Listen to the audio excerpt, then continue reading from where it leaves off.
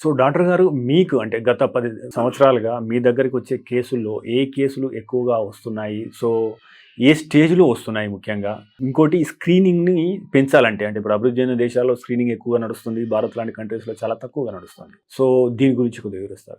Commonest cancer ఇండియాలో breast cancer. Okay. Breast క్యాన్సర్‌కి 45 years తర్వాత ప్రతి సంవత్సరం మామోగ్రామ్ చేస్తే ఈజీగా గుర్తుపట్టొచ్చు. తర్వాత అవేర్‌నెస్ అంటే రొమ్ము గురించి చిన్న కంతి మార్పున్నా ఏమున్నా ఇమ్మీడియేట్ కలవాలి.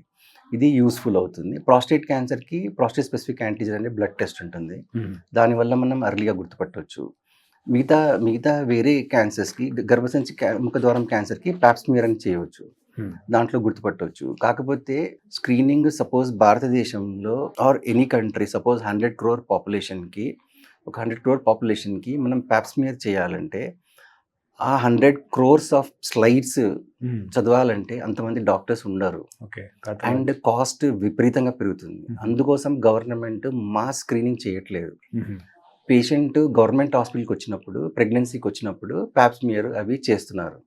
సో, మాస్ లెవెల్‌లో కాస్ట్ ఎఫెక్టివ్ కాదు.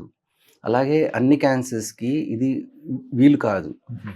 సో, సెలెక్టివ్ స్క్రీనింగ్ చేయవచ్చు. అంటే అనుమానం ఉన్నప్పుడు టెస్ట్ చేసి చేసుకోవచ్చు. మీరు తీసుకునే అదే మందులు, అదే నాణ్యమైన మందులు, కానీ సగం ధరకే.